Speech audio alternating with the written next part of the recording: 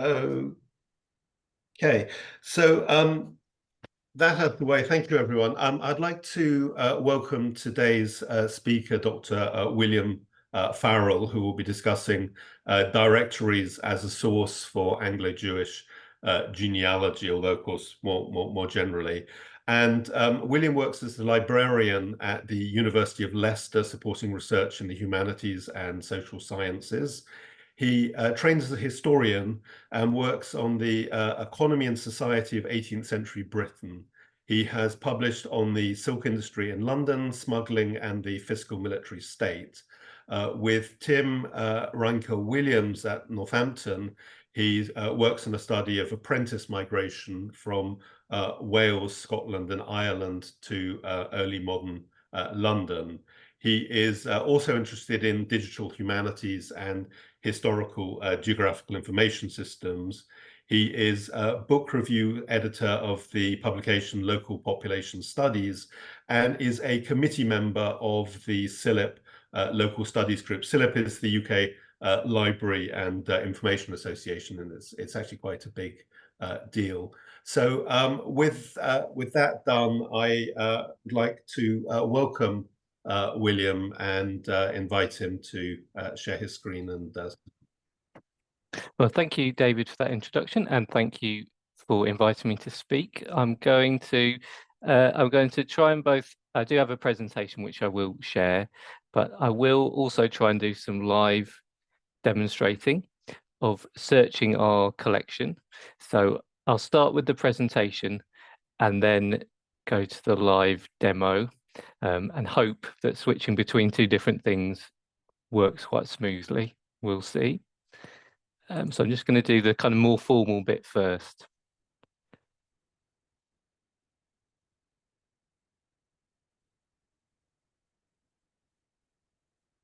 There we go.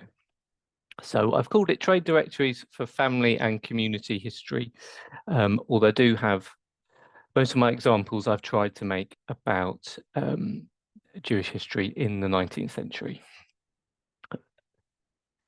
So yes, I work at the University of Leicester Library, as David said. One of the things that I do is I manage our special collections online website, which is where our collection of trade and street directories is hosted. So that's why I was volunteered to speak to this when David and Lee first got in contact. So first of all, I know I will, at the beginning, I'll talk a bit more broadly about trade and street directories generally as a source for family historians and for local history. And I will talk about our collection specifically, which some people may have either seen or used before, but I won't go into that just yet because there are several other major collections out there that people may already have used or may use in the future. So I'll go broad and then go a bit more specific. So what is a directory? The short answer, which we used to say to students, was that it was the yellow pages of the 19th century, but current students don't know what the yellow pages is. So to be very technical and a bit dry, a published list of people, businesses, and addresses associated with a city or town. So they are reference works, printed reference works, and the core is very factual and a kind of information source. They were produced on the assumption that this information, these lists, would be useful, mainly for people in business or who needed to use or employ a business, or for people who were visiting an area, possibly for the first time or moving there for the first time. So didn't know their way around, didn't know where important people or buildings were. And also that this information maybe couldn't be obtained anywhere else publicly or easily. By the 19th century, I will talk in the next slide a bit more about the history of directories, but by the 19th century, which is particularly in family and local history, the century people tend to concentrate on and use the most directories. Most directories had moved into a format of containing a business listing and a street listing. So that they were containing both all the local businesses and then a separate listing of people street by street. So the prominent householders in every street. One consequence of that is the 19th century directories became very large, and anyone who has used particularly the Post Office Directory for London in the Victorian and Edwardian period, whether you've used the print copy or an online copy, will know that they became vast. And the Post Office Directory for London by 1910 was split into 6 or 7 volumes, all of 900 to 1,000 pages, because it becomes so big. Other useful business and civic information was also listed in directories. So you will find quite a lot of information about transport and communications, sometimes put under the heading of conveyancing, but essentially both for passenger transport, for moving goods around, using the post office, then using the telegram system and then the telephone system. Also prominent public buildings that you might want to visit or use, and also prominent local people. So the London Post Office Directory started having a section of what they called the court listing, which was essentially well-known and prominent people whose address you might need to ascertain, a separate section for prominent lawyers and legal London, county directories for the countryside, often made a big thing of listing the local aristocracy and gentry, local magistrates, etc. There were also specialized directories for particular industries, and there are some very good ones for the later 19th century and the Edwardian period, which carried on into the 1950s and 1960s, in fact. So there's a lot for textiles and clothing industry, for metalworking and so on. And some of those were considered quite important and went through lots of different volumes. But moving to a totally different sector of the economy and social life, there's actually a lot of directories for the spa towns and the seaside towns. And from quite early on, as soon as the spa towns became very popular with visitors, certainly by the late 18th century, you will find directories for places like Bath specifically. And then when the seaside towns took off, you'll find a lot of 19th century directories, sometimes listed, although their heading may be the county, but you'll find that Brighton, Margate, etc. figure very prominently, and there's a lot of tourist information in those directories. The county directories for the countryside often contain potted local histories and descriptions. That's not a feature of the ones for London and Manchester and Birmingham, because the directories have become so big that they were cramming as much factual information in as possible. But actually the county ones retain quite a lot of local history and kind of interesting descriptions of county towns all the way through the 19th century, and can be a nice source in their own right. I should say I'm concentrating here on Britain because that's what our collection of directories and our library collection at Leicester is about. We have a very good general local and regional history collection, but it's focused on England and Wales. However, directories from the 18th century, directories were being produced in several European countries and also in North America in a very similar way to the way they developed in Britain. So for reasons of space, I'm not going to go into American or European directory collections, but they were being produced in the same way and for the same purposes in other countries at the same time as Britain by different publishers. It was very much a national publishing industry in the 19th century, but there are comparable collections in other countries. And one advantage of Ancestry and Find My Past is that they've joined up directories from different countries really for the first time. But the idea behind the directories is very similar in different countries. A brief history of directories. There's a lot of focus in family history and in local history on the 19th century, as I said, and that's because directories grew in size, so the amount of useful information they had, and also the number of directories being published. But the history is longer than that. So in Britain, the first directories to appear are in the late 17th century. And that's true of some other countries. I think I'm right in saying it's true for the Dutch Republic and for France. And they carry on being produced during the 18th century. In this period, this early period, they are overwhelmingly about listings of urban merchants and tradesmen. So they focus on the major commercial and port cities of Britain and of France, the Low Countries. And also some of the early American ones are organized on that basis as well. In the first half of the 19th century, there is an expansion of publishers and places that directories are being produced about in Britain. So in 1800 to 1850, you get a lot of regional publishers. So there was a feeling that every town and city or every county should have a directory. This is also where the link with the post office in Britain emerged for the first time. So some people may know, particularly if you mainly research family or local history in London, may particularly know them simply as the post office directories. And it's in the 19th century that this link in Britain with the post office emerged. Some of these smaller regional publishers did not survive this early period. It's also quite clear from some studies that have been published trying to compare different directories in this period that there was probably quite a lot of copying of other people's directories,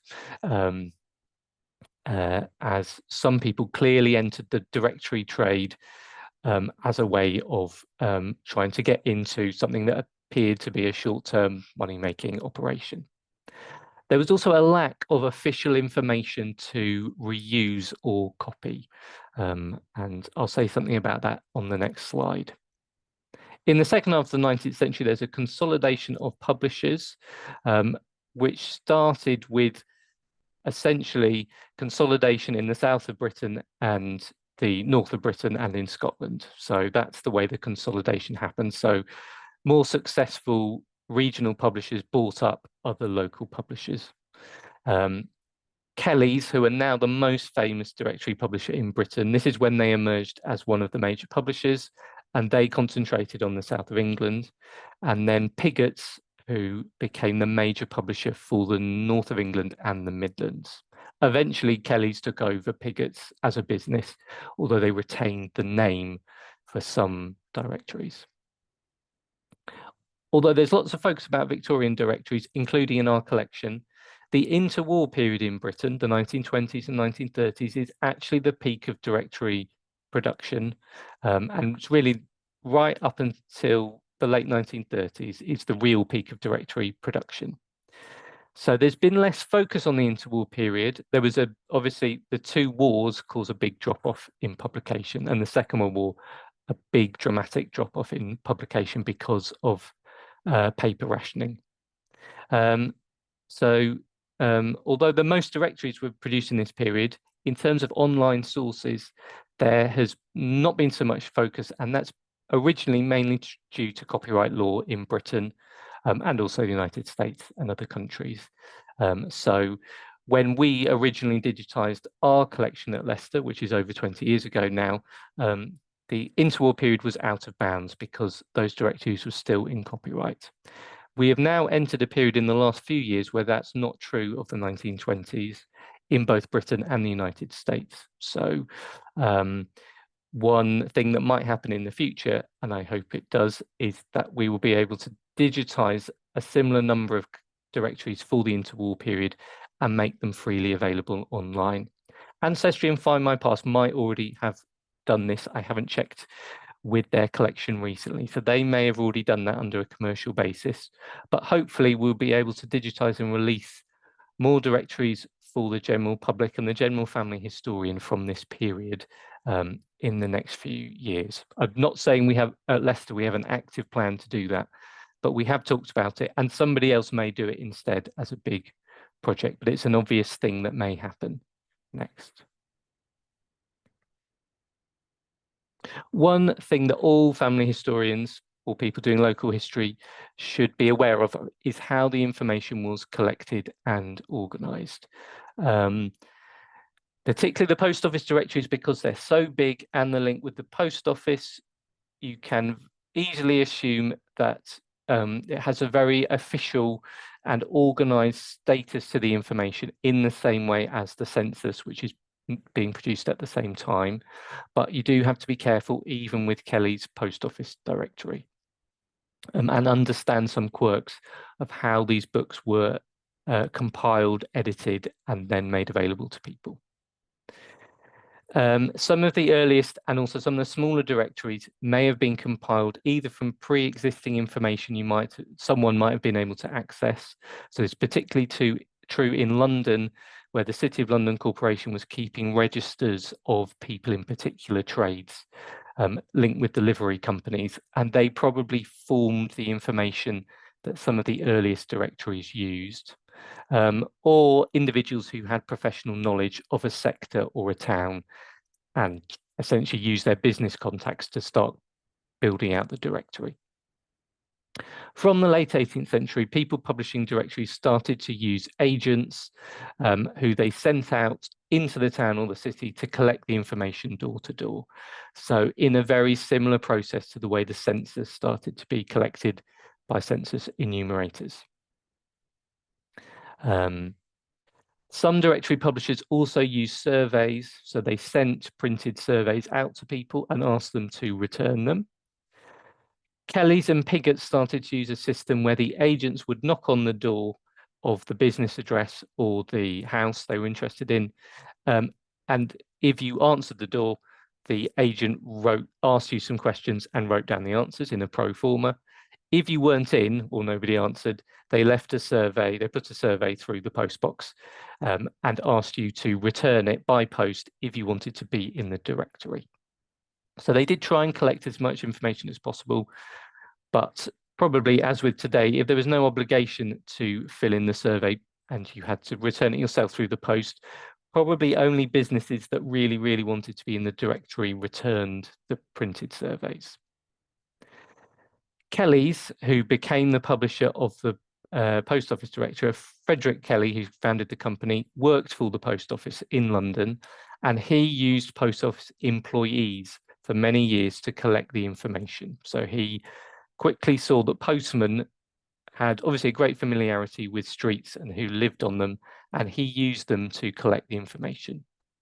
In the mid-19th century, his use of the post office employees was controversial, and there was actually a parliamentary inquiry into this because it had a semi-official status, which was always slightly ambiguous. And he kind of got away with it in the end, but that's how the early Kellys directories were collected. Adverts were paid for by businesses, which is obvious, but it's worth pointing out. Kellys was making quite a lot of money from the advertising sections by the late 19th century. People paid quite a lot of money, particularly for full-page ads. There is some evidence, though, so this is something you have to watch out for when you're using the listings, that Kellys particularly took money for people to be listed first in the listings under specific trades. So in the section for furniture wholesalers, you could pay to be listed at the top of the listing. So if your name was further down the alphabet, you could pay to be listed first. You'll also see in some of the directories, and I think I have an example on the later slide, you could pay in a listing under the business headings to have a very small advert or kind of small illustration to give you more prominence in a listing as well. As I say at the bottom of the slide, although Kellys post office directory acquired a semi-official status because of the link with the post office, all the directories were commercial products. There was no official obligation to be listed in a directory, even in the street directory, and there were no real official regulations about how the directory should be organized or an official obligation to publish one. So the post office directories became very popular very quickly, so they carried on publishing them. But they carried on because they were commercially successful, and Kelly became a separate commercial business from the post office.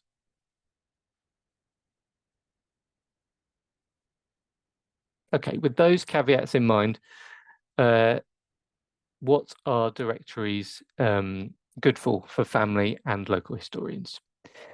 First of all, who lived on a street? So if you're interested in your history of your house or where you live, the street listings, particularly the later 19th century ones, are a very good starting point to who lived in which house, in which street.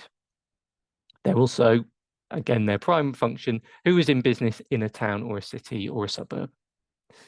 Those two things combined, and for a reason I'll come on to, mean they're very good for urban middle class life in the 18th, 19th and Edwardian period generally. Because they had other contextual information, they're actually quite good for general civic life in the 18th, particularly the 19th century. And I have some slides about that later. They're quite good at reflecting new and specialized trades, and I have an example on the right of a very specialized trade which I happened to see as I was preparing for this yesterday and getting diverted by the listing. So there were only 2 people listed as mousetrap makers in London in 1914, but there they are. If you needed someone to make you a mousetrap, those 2 people could supply you. One reason for this is because when most of the agents went out to ask people, do you want to be in the directory? And then they would say, what is your business or your trade? People self-reported their trade or their business sector. And although some of those might have been altered slightly to get people under certain headings, generally the evidence is that the directories went with what you said you did. And combined with the fact that there's a lot of directories that appear in the non-census years, the directories are quite good at reflecting new occupations and trades and things that are very specialized. And that can help you if you do know something about an ancestor's line of work. Also, if you are interested in business and economic history, they're quite good at that. So when electricity came out in the late 19th century, lots and lots of new occupations and businesses emerged. The same thing is true with the spread of gas when municipal gas came out. And the directories are very good at reflecting how quickly different occupations emerged from technological changes. Some of the adverts are also quite good for that because people who had cornered a market were very keen to promote what they did, particularly if it seemed new and exciting. They're good for general local and business information broadly. So if you're interested in the area, in a particular area, the directory for the time and the place is good generally for that, for kind of browsing and seeing what you can get out of it. Some people have used them to confirm name changes for buildings and businesses. They're particularly good for the history of pubs and theatres, which have changed their name many times over the years. If you combine them with a map, like the Ordnance Survey map, they're quite good for confirming what the name was in the 1890s, for example. They're also very good sources for visual advertising in the later 19th century and Edwardian period, and in an era where visual advertising seems quite fun and quirky now. So after about 1850 or 1860, printing technology for engraving changed, and it became much more feasible to have a lot of illustrations in printed publications and for people to commission specific designs and logos and illustrations with adverts. And so the back of the directories became full of visual adverts. They're quite fun to look at. In academic history, they're quite underused as a source. So there's definitely, if people are looking for bigger projects, something to do with the visual advertising, there's some kind of bigger project that people could do with that. Some things to, so those are the strengths, these are the weaknesses, some things to watch out for. The first, which can confuse you, particularly if you're using the online versions and keyword searching, is some people were listed twice, once under the street directory heading and again under the business directory heading. And so sometimes you can start getting confused if you're going through a directory a lot and think, have I already seen this person? But sometimes people were listed twice. Some businesses were also listed under multiple headings.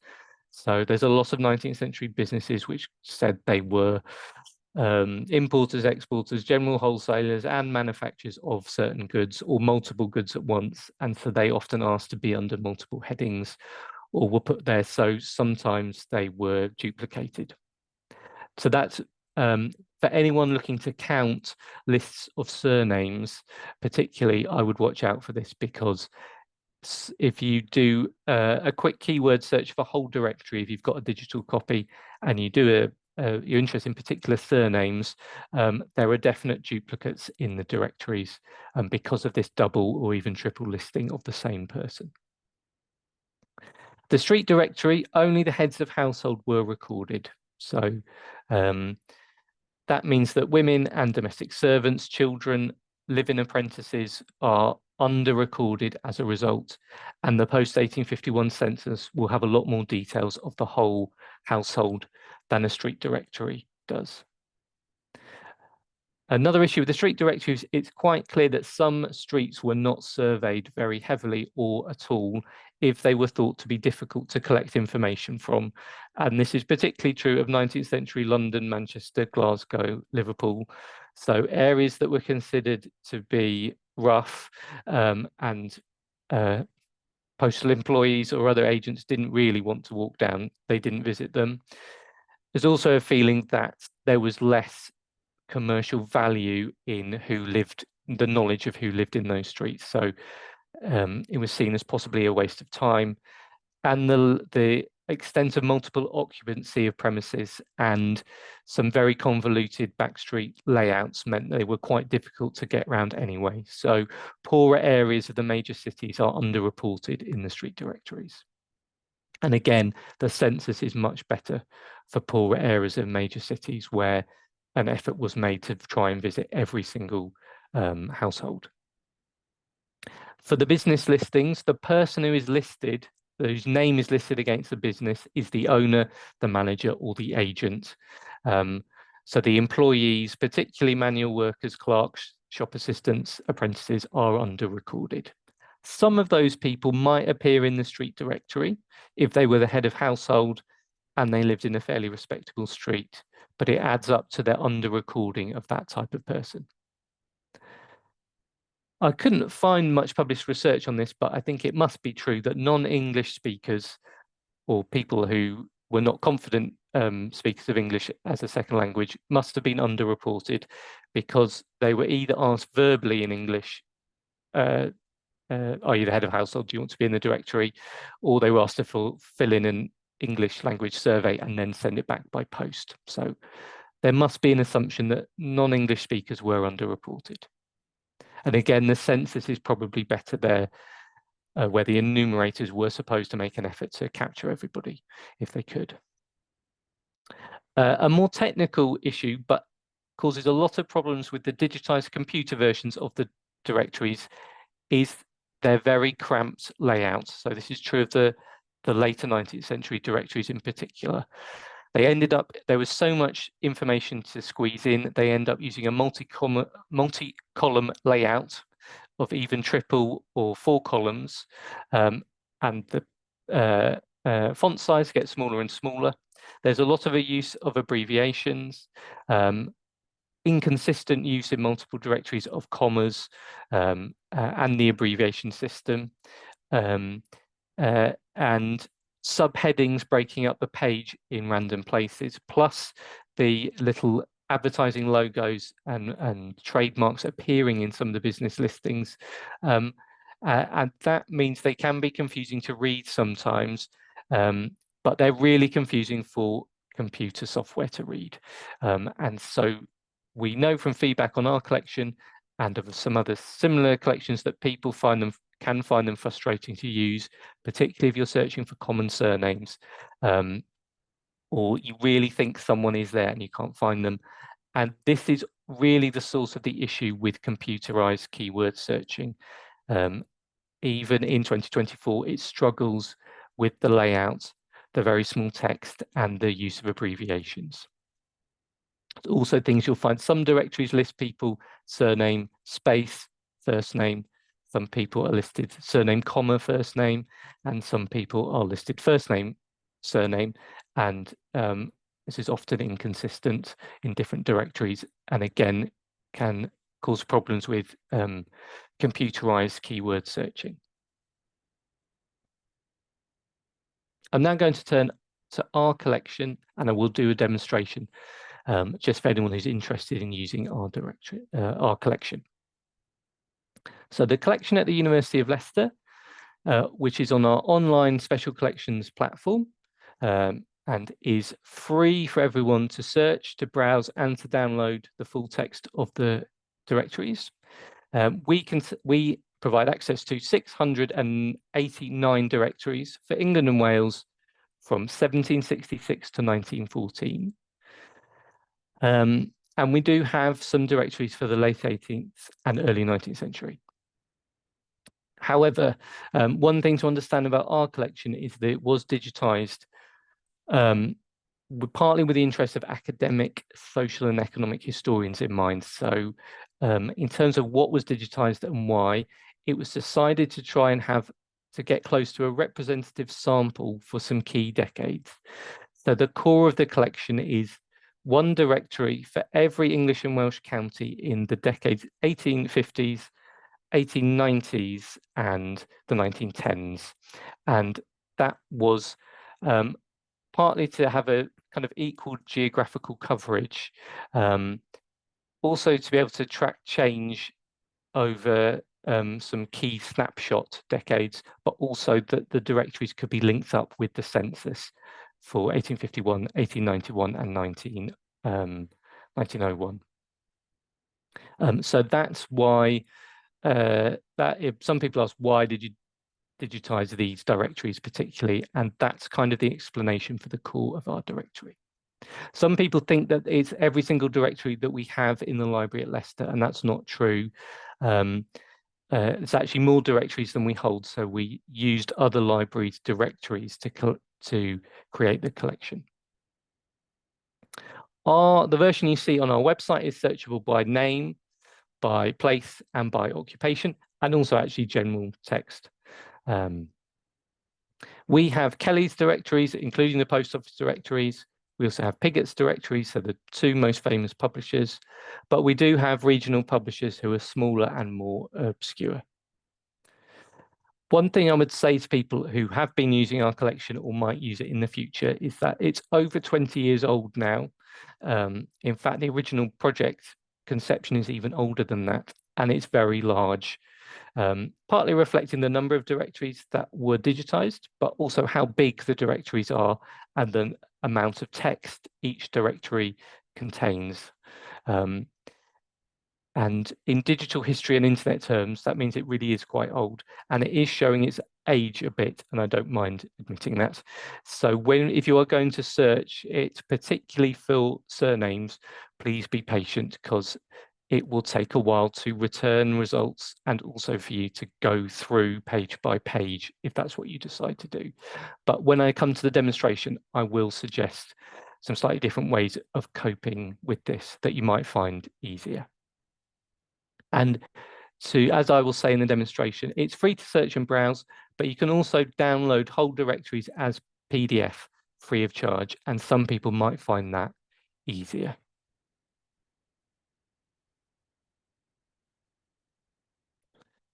So some of this I've already said. I would say to anyone who's researching the history of their own family or somebody else's, or researching surnames, I would strongly recommend you use the version in Ancestry. So we licensed our collection to Ancestry some years ago, and it forms the core of their collection, which I think is called Trade and Street Directories. There are other directories added to it, but it's the core of that collection which they have built up.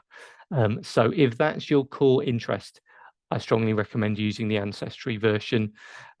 You will find it easier and quicker to search. Particularly if you want specific people, you will find it easier. So we say that on our website, and I'm happy to repeat it here.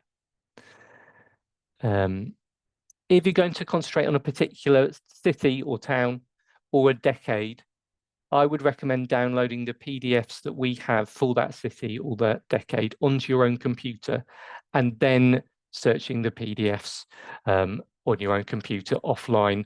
I think you'd probably find that easier as well. If you are interested in doing some more advanced data analysis, text mining, something very complicated, I would recommend using the version of our data, our collection that is in the UK Data Archive, which is a UK government-funded repository of data that's come out of various social science research projects.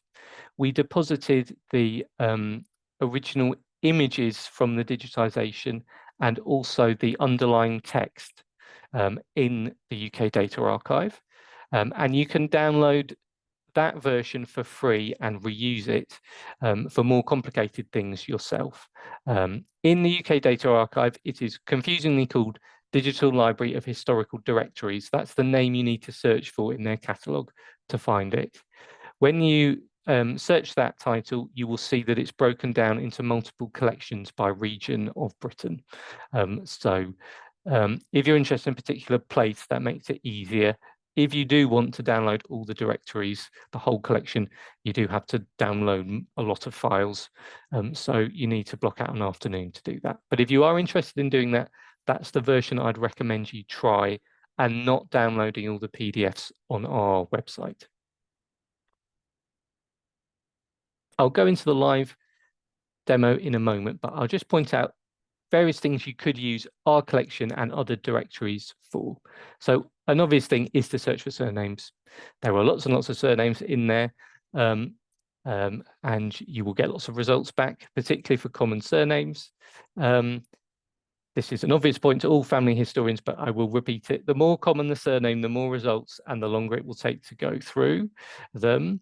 And surnames which are both words which are both surnames and occupation, like Taylor, you will be overwhelmed with results, particularly for the directories for London and Manchester and so on. But be patient because they are there. You can use the directories to find famous people. This was one of the purposes of the 18th and particularly the 19th century directories. They made an effort to, as I said earlier, to put the addresses of prominent people. And so you can find people like Disraeli listed in, this is in the General Street Directory listing for Hewington in Buckinghamshire, where he later lived. He's there along with all the people in that village, or the prominent people in that village. They're very good for local businesses and for the local neighbourhood layouts. So so this is a typical layout for the Post Office London directory, where you have these nice listings by street. So the heading of the street or the section of the street, and then who's living there. And these are quite good for getting a sense of the local area just by looking at them, really, because you get both the number of the house or the premise, and you get actually quite a nice mixture of local businesses, prominent people, if it was thought worth listing them, interesting or considered important amenities, in this case the market and who was dealing in the market, but you also get public buildings. They also started later recording where the letterboxes were, the pillar boxes, where train stations were within the street, where a telegram office was, etc. So a sense of what someone was like. The street directory listings can be quite good for that, as well as the business directory listings. They're quite good for religious history. So it was considered in the 19th century axiomatic that people would want to know local places of worship. So in most directories in the 19th century, all prominent churches, chapels and synagogues are listed. So you will find, I did a search earlier in the week for synagogues, you get a lot of results back. The earliest one I could find in our collection was for Hull in 1823. But given the quirks of the searching of it, you might be able to find one that's listed earlier.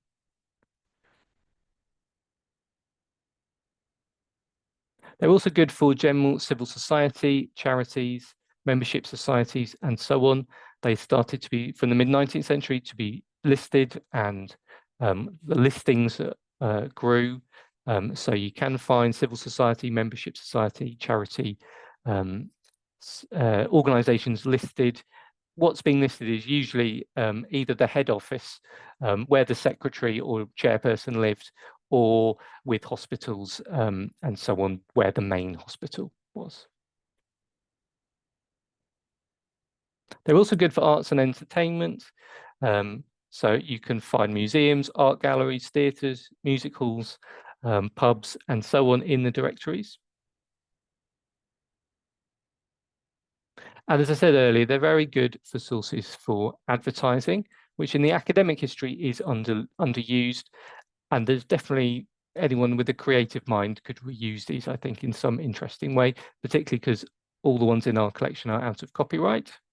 The one on the left I include just because it's the kind of thing that's worth thinking about if you're interested in local and urban history. You'll notice that they're a general dealer in poultry and game, J.W. Staples here, who had a premise in Brighton.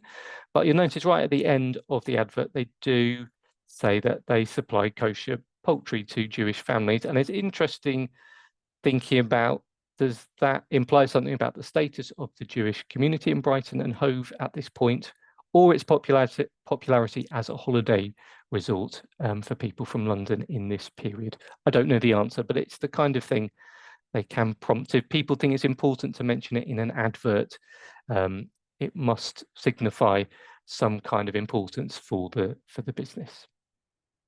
The one on the right doesn't have a Jewish connection, but it's just a nice example of the very small illustrated adverts you get. People could pay to have within the listings if they wanted to, and which again, I think this is under research, but from what I understand, these drawings and designs were either commissioned or submitted by the business and were not done by Kellys or Pigotts.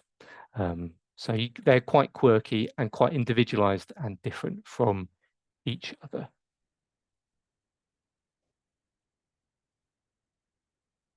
I was going to pause there and just demonstrate how our collection could be used in some ways very quickly, and some quirks. So I'm going to stop sharing my slides. I don't know if David, it's okay to take any questions if people had questions at this point, or whether you'd rather wait right till the end. Shall we wait till the end? It's probably okay, sure. Thank you.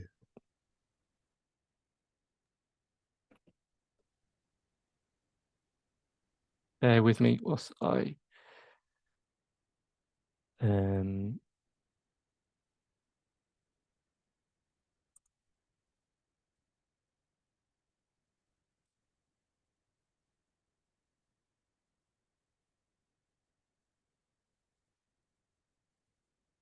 okay, so I'm switching to sharing the internet, which I hope will work. So if you Google University of Leicester Trade Directories collection, you will either come to this page, which is the home page of all our digitized special collections. And the Directories collection is the one that's listed first. We call it Historical Directories of England and Wales. That's just what we call it. But you might also come to this page instead, which is the sort of home page for the collection. There's a bit of blurb here about the collection and its history. There's also a link to the abouts of the background pages and some tips on how to search the collection, including a video that I created a few years ago. So if you do struggle, there is a video which takes you through some of the things I'm going to say now as well. You'll also see we do say on the homepage, you might want to use the Ancestry collection instead. If you want to concentrate on a particular area, we do have all the counties listed here at the bottom. And if you click on London, for example, You should get all the London directories that we have should appear as a list now. Or if you want to browse all of them at once, if you click browse, you'll get all 698 listed for you. See that the oldest one is for Liverpool from the 1760s, although it's actually a reprint. And so if you do think I just want all the London ones and I want to work with them in my own time, if you use, sorry, I'll do that again. If you browse all of them, on the left-hand side, there are some filters, and the two main ones are by period, which are decades, or by place. And if you do want all the London ones, for example, if you click on London, there are 91. And if you did want all of them, the London ones, and you want to browse them in your own time, you could click on the title of a directory, which I hope is now going to load. Should do, because it's not that big. So this is the oldest one we have for London from 1808, but there are much older ones for London than this. And if you go to the right-hand side, to download the whole directory as a PDF is the first icon here. That's the download button. And if you click all, that will download all 385 pages of that directory as a PDF onto your computer. And you can use that, save that, and use it in your own time. So if you do want individual directories and you want to come back to them, that's the way I recommend. Go click through to the title of the one that you want and download, which is the third icon here, and download all. This item is confusing. It means the first page or the page that you're on. So if you do this item, you'll just get the title page here. So you need to do all for all the pages. I'll go back. If you're starting right from the beginning, the thing I suspect most people actually might want to do is at least test out searching for names or places or occupations. To do the keyword searching, I recommend clicking Advanced Search, which is in the top right corner here. And there are several things you need to do. The first is to confirm which collection you are searching. If you just want the trade and street directories that we have, you want to tick the first box, Historical Directories of England and Wales, and make sure nothing else is selected. So if everything, sometimes the system will reset itself and you'll have everything selected. So if you untick select all, then tick historical directories, and then if you need to, click save. That will make sure you're searching the right collection. The next box down where it says enter search term is for general keyword searching. So if you're searching for names, places, occupations, or general searching of the text, then leave all fields as it is, don't change it unless you want to find a particular directory. But if you're doing general keyword searching, keep it for all fields and then enter your search term in this box. If you're searching for a person, you have various decisions to make at this point, which according to how common the name or the surname is and how much of the name you know, you will probably have to test out a couple of different ways of doing it. So I'm going to try someone who I know is in a directory, who's called Theodore Cohen, and he lived in Middlesex in the late 19th century or early 20th century. One issue with the layout in the directories is, as I said earlier, some of the directories have first name, surname. Some of them are done surname, first name. Some of them use abbreviations for people's first names if they're running out of space in the line of text. Some of them use a comma after the surname and some of them don't. So you have a decision whether you want to just search the name as it is and just see what happens, or whether you want to search it as a phrase and the exact format or spelling. So the default is it will search If we click search now in blue, it will find a page in a directory which has these two words present. So they may not be in the same line of text. So it will find some Cohens who aren't Theodore and some Theodores who had a different surname. So you might want to try changing that to the exact phrase Theodore Cohen. That will tell the search engine to find the word Theodore next to the word Cohen in the same line of text. But here you will probably have to try doing Theodore Cohen and Cohen Theodore, because there were probably directories using both. So you need to do a bit of experiment, and I'll try and show that in a second. Also, I have to say the phrase searching, the exact searching in our search engine can be a bit hit and miss, and that's to do with how confusing the computer finds multiple column layout. So, but it's worth giving it a go at least. So Theodore Cohen as a phrase, so trying to be really exact, doesn't produce any results. And you can immediately think, oh, he's not in this collection, or this is something's gone wrong. But if I do it backwards, now I get 5 results. 5 results means 5 directories where these words are present. It's not necessarily the number of times these words appear in total in the whole collection. So particularly if you're interested in surnames, if you just did Cohen, it might tell you there are 300 results, but that's 300 directories where the surname Cohen appears and not the number of times Cohen is mentioned. You won't get that answer from the number that was recorded here. So if you want to do that kind of quantitative analysis, or just interested, you'll need to kind of work that out yourself. And that's why I say using the PDF versions offline, you might find that easier. So you'll get, we get 5 directories where this name appears, or should appear. You can resort. The default is supposed to be period covered ascending, so the oldest first. You can resort to the more recent one first. You can resort to relevance, which should be the more exact or precise version of your keywords. And you can resort by publisher, A to Z by title. So given that the Kelly's directory for Essex, Herts and Middlesex appears first when I do it by relevance and period ascending, fingers crossed, a Theodore Cohen is actually here. When it loads the results, it will show you the page that appears will be the first page that the words appear on.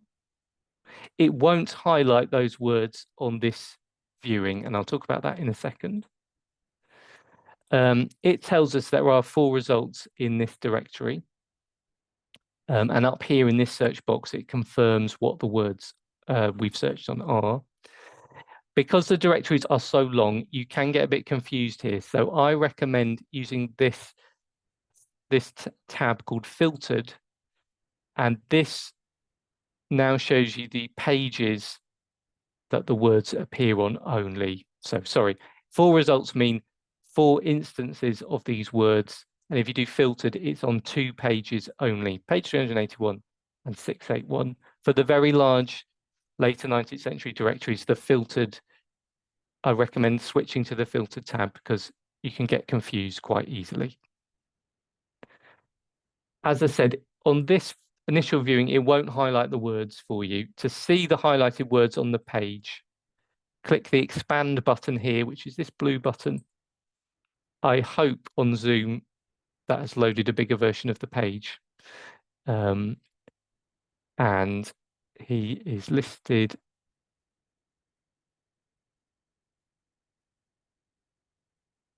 here. If this page doesn't highlight the word that you want, use the search button that's on the top left of this new view and research at least one of the words, and it will then re-highlight, in this case in green. It is a quirk of our system that sometimes it remembers to highlight it for you and sometimes it doesn't. So if it doesn't highlight, don't panic. Click on the search box on the left-hand side and then research for at least one of the keywords. And so there he is. If you knew a bit more about this person, so you did know the at least the place that he lived in, or maybe the street, that would be something you could add in to get a better search result. He lived specifically in, I assume, near Mill Hill, because the station is listed at the top. So that's how to search for a person. As I said, if you do know a bit more information and you think it would help you find the person, we could have added in the street he lived in.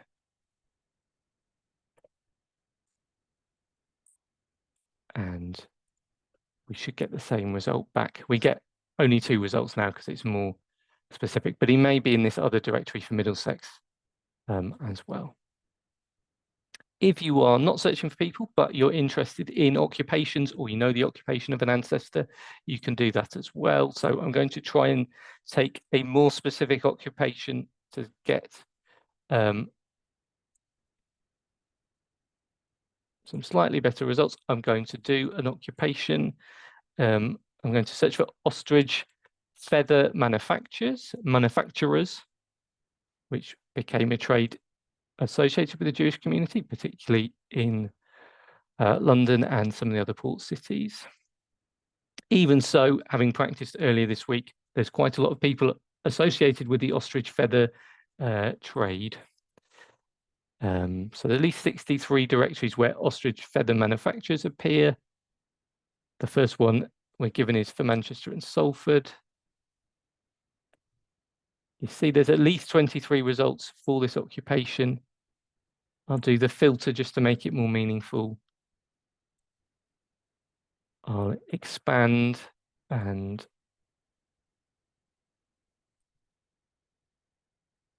if I just do ostrich again, there you can see Miss Emily, ostrich feather dyer, confectioner and newsagent, an unusual combination of occupations, and you can see there is her street address as well. This is quite a nice listing because you can see the number of women who are listed. Women are often listed with Mrs. or Miss before the first name, whereas you can see that men aren't. That's a Victorian convention of how people should be, how women should be addressed. You can also see another thing that always confuses the computer is where you've got multiple listings for the same surname, in this case Gibson, and it does the ditto convention instead of reproducing the surname. And again, this can confuse the computerized keyword searching. And maybe another, if you're not finding someone who you're sure is there, or it seems to take ages to find them on the page, this kind of layout or way of presenting the names could be the culprit. Sometimes in the street directory listing, women are just given as Mrs. and their surname and not their first name, whereas you'll find men are given both the first name and the surname is listed. And again, that's just another quirk of how Victorians thought people should be addressed, or their name recorded officially. And then a final thing you could be searching our collection for is places. So who lived on my street? I'm going to search a local place in Leicester, just because I'll get less results back. So and to search for Grace Road. If you're looking for a particular street or place in a city, you've got 2 options. So do the name of the street. You can do it as a phrase, try it as a phrase or without. You could then add the city or the town here. So it is a street in Leicester, so I'm going to add it. But you could wait until you get your search results back and then use the filter by place instead. So there are two ways of doing it, and you might want to try both, particularly if you think there should either be more information about a street or you haven't found it at all. So sometimes add the city or the town here, or filter by the place later on.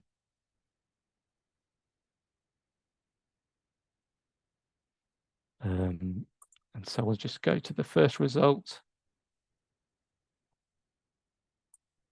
One quirk which does annoy people in our collection is if you do multiple keywords, so you do that Grace Road and Leicester search that I did, when you get to the results, it will add, you'll see that we're searching Grace Road and Leicester, and it's now will be highlighting the word "and" as well, which is annoying because you don't really want that. So I recommend, if it does do that, so it displays "and" or in capital letters, remove them and then research on this sidebar, and you'll see you get a lot fewer results, and it's probably what you want. I'll expand again, and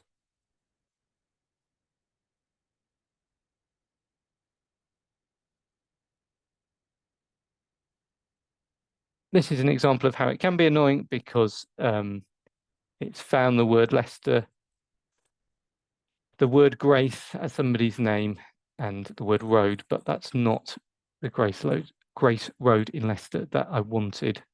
So I'm just going to take Grace Road out, Leicester out and research.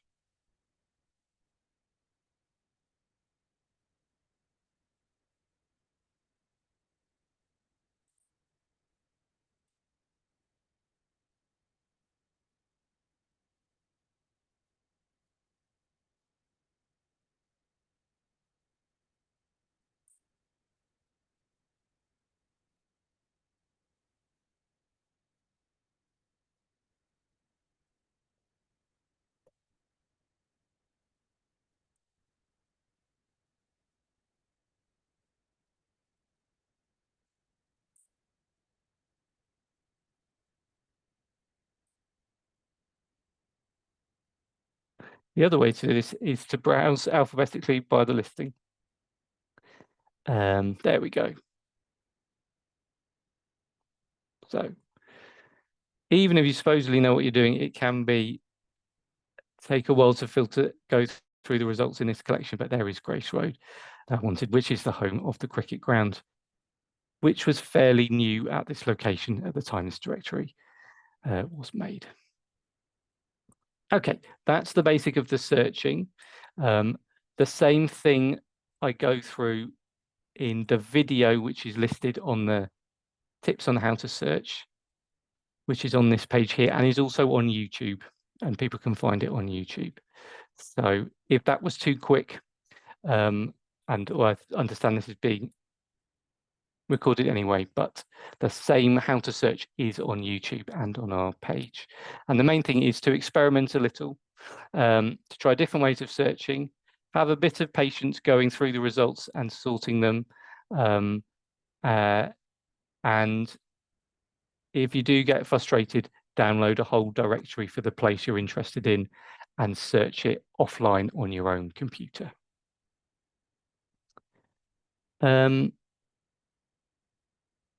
I hope that made sense to people and I wasn't going too quickly.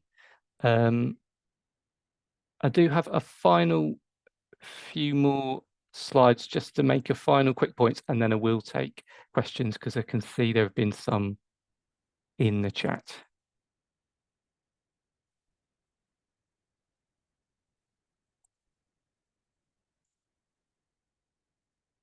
There are other collections that aren't ours that are out there.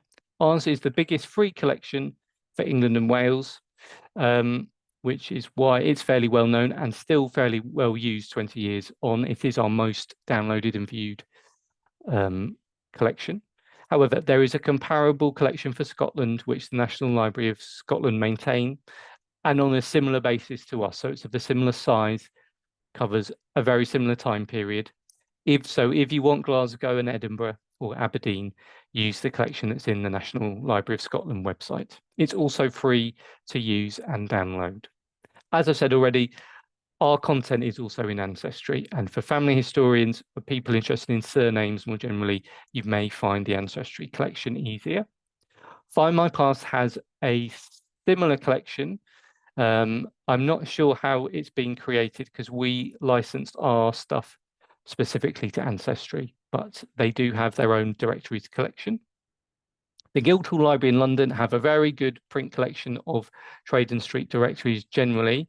It's very good for London, but they do have other places in Britain as well. So if you prefer to use a print version or you want directories that have not been digitized, including 20th century directories that are in copyright, the Guildhall Library is a good place to go for print copies, and a very knowledgeable staff as well. The Internet Archive, the Hathi Trust Digital Library, and Google Books have digitized trade and street directories that aren't in our collection or the National Library of Scotland's, and they will have American content that we don't have, probably some content for Ireland as well, and for other non-English countries. And so if you are looking for a place and you can't find a directory for it in our collection or the National Library of Scotland, or for the particular year or decade you're interested in, and also if you're interested in the 1920s and 1930s, it's worth trying those three sources because they may have something that we or the National Library of Scotland don't have. And I suspect they will be quicker to put some of the 1920s ones online. And I think there are some there. Anyway, so do check those sources as well. They're not in a particular sub-collection in any of those three websites that I'm aware of, although I might be wrong about the Internet Archive. So it would be going to those three websites and searching for the directory of the place that you're interested in to see if it's there. Some further reading if you get very into directories or you just want to know more. There are two good books that I do recommend to people.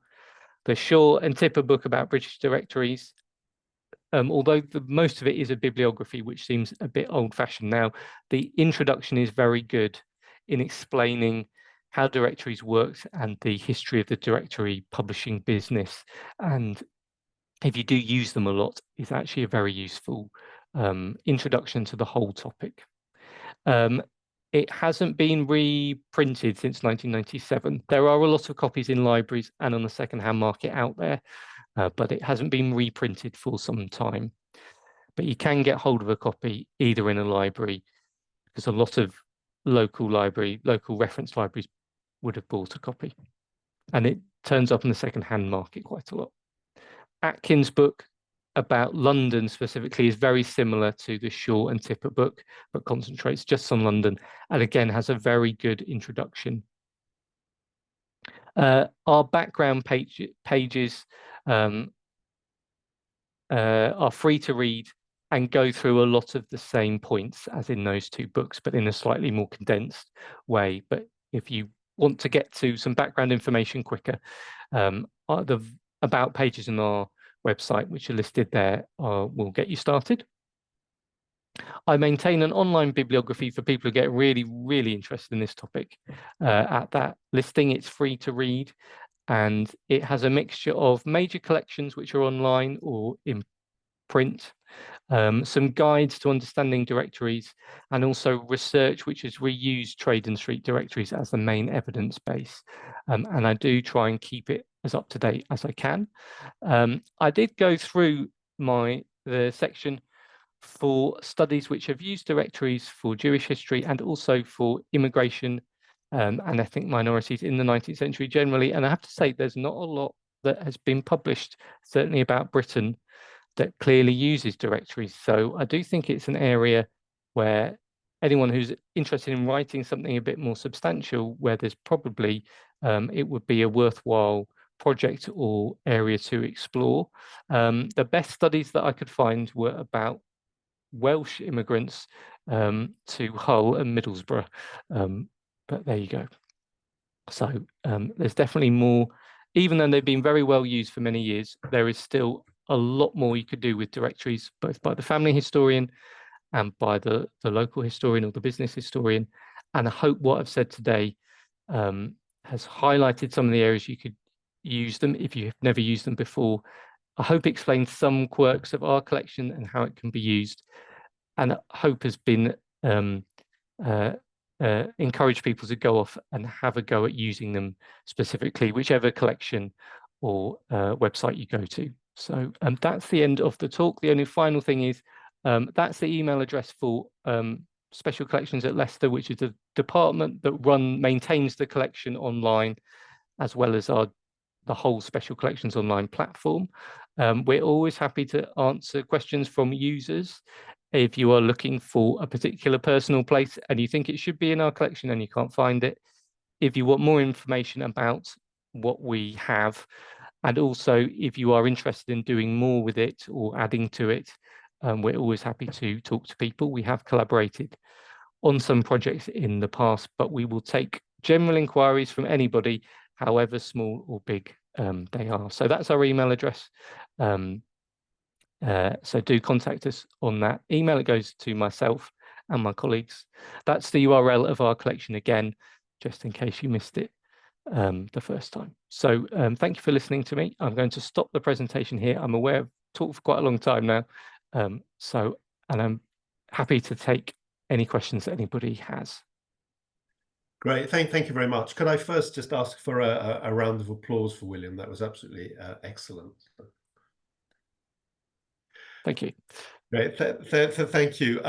If people have questions, can they either raise an electronic hand or start waving madly at the screen? But if I can quickly ask a few questions first. My understanding is that copyright is 70 years, which means that directories up to 1953 will be out of copyright. And you mentioned the interwar period, but are there any plans to sort of digitize either by yourselves or by Ancestry the sort of interwar directories or the immediate post-war directories?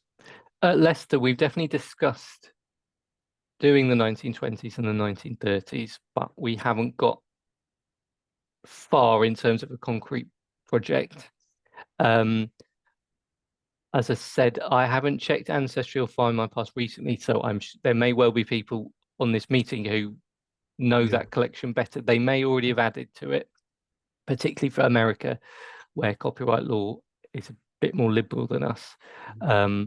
But if people, particularly family history societies who are interested in adding more of the 1920s and 1930s, we would be interested in a collaborative project in the future, and certainly exploring it with family history societies who were interested in doing that. If you want to go ahead and do it yourself, you don't need our authority or National Library of Scotland. So if you were in the position to just do it yourself, it's definitely feasible and would be a good project for someone.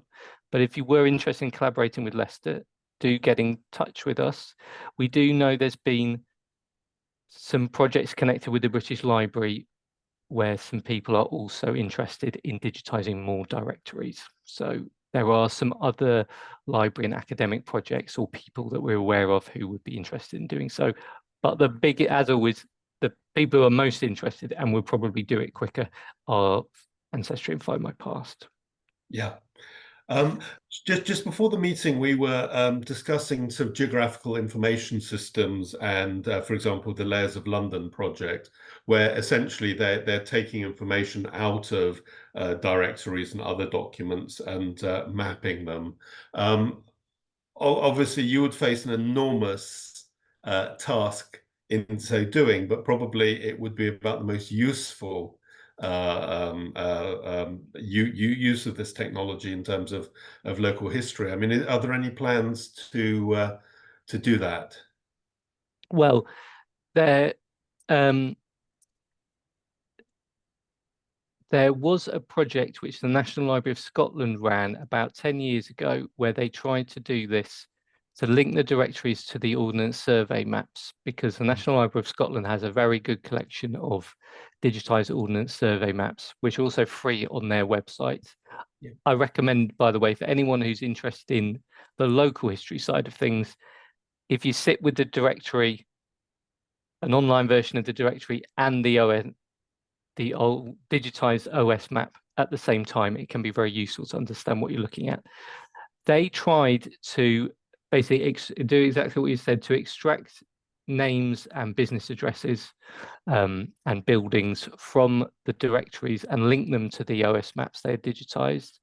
And they really struggled to get it to work. And there are some published papers about that project. And they even created a software that was doing it, but the results weren't that great, and nobody really used the software or built on it. However, there is a project connected with the British Library, which is run by a guy called Daniel Wilson, who he is also interested in this, and he has definitely been running some experiments with some computer science people to do this. And he would certainly be interested in any societies or organizations who were doing something similar. So people have definitely worked on it, and I think there's definitely at least one project I know of where people are trying to do this, but it's very difficult to do it in a way that particularly family historians and local historians would find useful. If you had a very niche project, so if you just want to study Hull in 1890 and it's kind of all for your own purpose, you could probably get something to work and for your kind of interest and analysis. You'd probably make something happen. But it's when you want to do it at scale in a way that most people would find interesting and could use, that's where all the problems have run into. But it's definitely worth, if you're interested, it's definitely worth keeping in touch, because there are people currently trying to work on it. Yes. Thank you. And so one last question from me. Do you know if there's an equivalent Dutch collection to yours, especially an Amsterdam collection? I don't know, and I did check my bibliography and I couldn't find anything that I had listed, but there's various other things that are available for Dutch history, and particularly Amsterdam. So it could be worth, it would definitely be worth making an effort to look and even contact people in libraries or universities in Amsterdam, because the Dutch universities have been quite keen on this kind of project. Yes. And they've done quite a few other things that are a bit like Directories. So I would definitely, I don't know of one, but I would definitely make the effort to look, because it's the kind of thing they might have done. Yeah. Thank you very much. So let's go to questions from the floor. Bernard, you are first, if you'd like to unmute yourself. Thank you. Yeah, I first of all thank you for a fascinating presentation. When you started, I didn't think that I was going to have anybody that I could start looking for, but it was when you showed one of the examples of a society collector, and I'm trying to find information about somebody who is shown in a marriage certificate as a society collector, and has a very distinctive, unusual name. So I think that's going to be valuable. But then that got me thinking of other people who I thought probably wouldn't appear because they weren't businesses. David asked the first question I was going to, which was about copyright. So I'm going to move straight on to my second question, which is, since I didn't expect to find a lot of my immediate family in directories, because as far as I know, none of them were businesses or professionals, going back at least to the beginning of the 20th century. Do you have any estimation, presumably from comparing with census results, as to what proportion of the adult population would have appeared in these registers at different points in time? Or is it something you've not looked at yet? And thanks again for the presentation. Thank you for the question. I don't have the figure offhand, but there are definitely some published studies by historians who are interested in the census and the directories where they have actually looked at this question. So if I've got time, I'll try and find it in my bibliography or send it around later. But people have tried to estimate this, and everyone who's done it says the general population is clearly underreported, and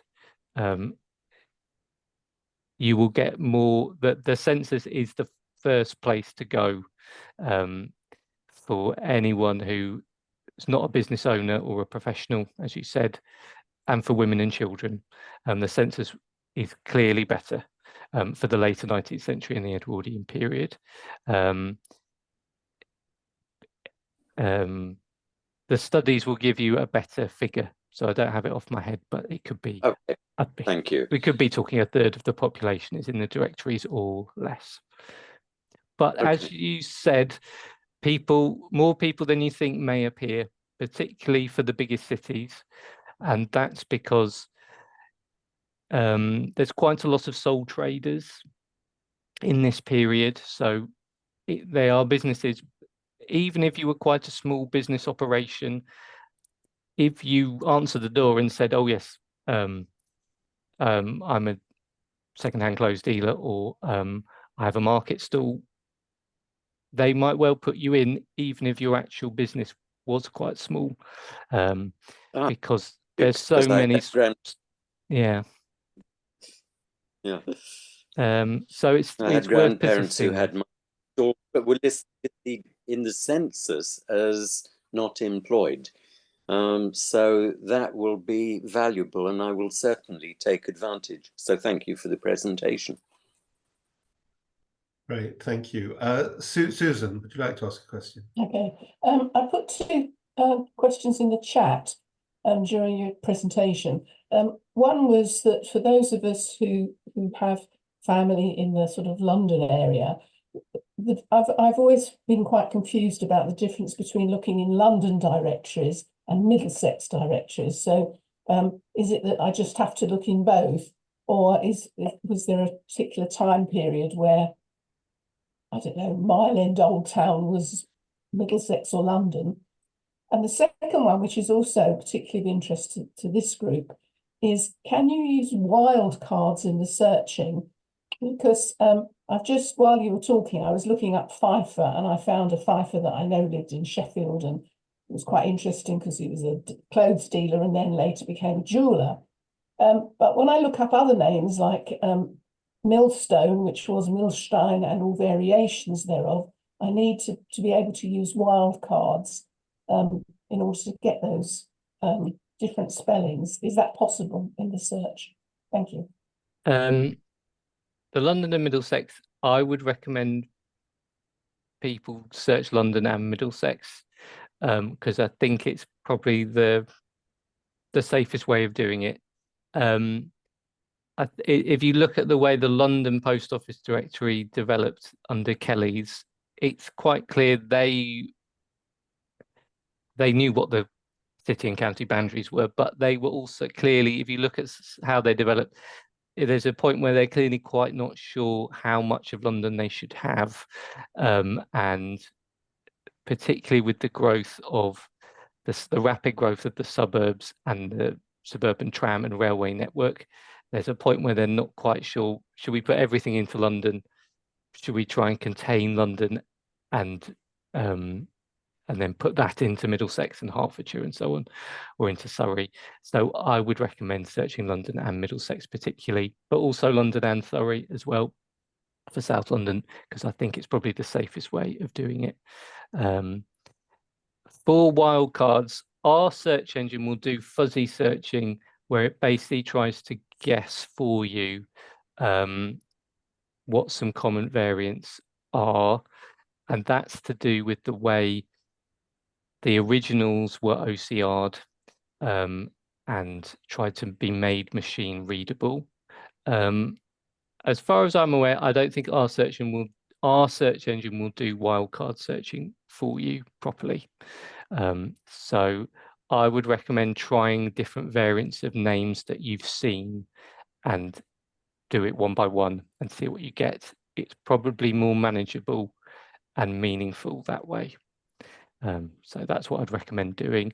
But other versions of the collection and other directories collections may do proper wildcard searching instead. And again, if that's the way the ancestry search works, you may find it better for what you need to do. Great, thank you very much. And the next question is from Ava Lawrence. Oh, hello. That was brilliant. But if you want to track a person over the years, you've got the census and the directories within a year of each other, and then there's a gap of 8 years. So how would you have intervening directories that in fact you just haven't got online? Yes, that is a good point of the way that we did the later 19th and Edwardian period. There are a few directories in there for that period which are outside of the census date. So when it was originally done, we were they tried to keep as close to the census date as they could for each of the decade. But if you look at the whole list, sometimes one isn't available for, say, Cardiff, and so it will actually be a slightly later date within the decade. So it's worth looking at the listing, the whole collection, and looking at the dates, because you might get lucky and actually there is one for Cardiff in 1895, and that might help you in that situation. If we don't have it, this might be where either checking the kind of full listing in Ancestry and Find My Past to see if they've filled in gaps. And then it may be time to go to a good reference library that might have the years that you want and looking it up in the traditional way. Thank you. Certainly in London, for example, for the post office directories, the Bishopsgate Institute has quite a large collection, which is useful. But thank you for that question. Sue, would you like to unmute?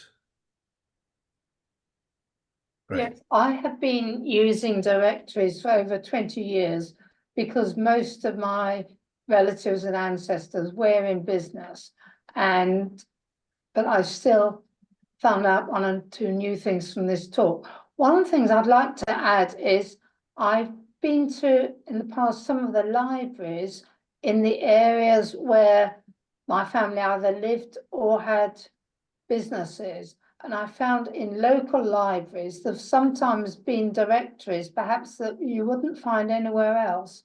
And those directories have given a lot more information. There was one directory I found, I think it was in the Borough Library, and it had about 2 columns on the business of one of my great uncles or great uncles. So I was quite surprised to find that. It's certainly worth going locally. Yes, I would definitely endorse that. And although in the directory business, there was this consolidation in the later 19th century and these very famous names emerged, local publishers and printers still produced as you say, often very local directories, either for business or very local street directories.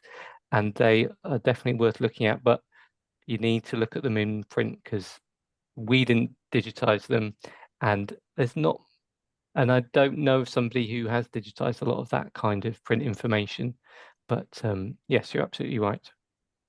Thank you. Great, thank you. Are there any more questions? So Ginny, you're waving your hand. Do you want to unmute? Yes, thank you. Very interesting talk, thank you. I did research also probably 20 years ago and directories in the Guildhall Library. As a lot of it was microfilm and microfiche, which is not terribly easy to read. And I did take photographs of the screen. They're quite dark, but that's another place. I'm not sure whether they still have any out on shelves there. but it's another local place if people want to go into London to have a look. I haven't been to the Guildhall Library for some time, but in the stock they have a lot. They have probably one of the largest print collections in Britain. So you're absolutely right. Whether it's all on the open shelf at the moment, I don't know. Somebody here may know better, but it's a very good place to go. They put a lot behind the scenes. The London Metropolitan Archives, which is now rebranding itself as the London Archives, I know it has some quite early directories on the open shelves. I mean, from the 17th century, so there's probably later ones there as well. But thank you. If there are no more questions, we will close this part of the meeting. For those who joined us a bit later, our president, Lee Dworkin, sends his apologies. There was a family event that he absolutely couldn't miss today. So I'm afraid that's why you are stuck with me. Before we take a little 15-minute break and go to the workshop section, I would like to thank William for absolutely excellent and really informative talk. I thought I knew the subject and I've learnt a lot. And would just like to ask for a final round of applause for him. And thank you very much. We hope perhaps to be in touch in the future about sort of projects and things on which we can collaborate. But thank you very much to William and to everyone else.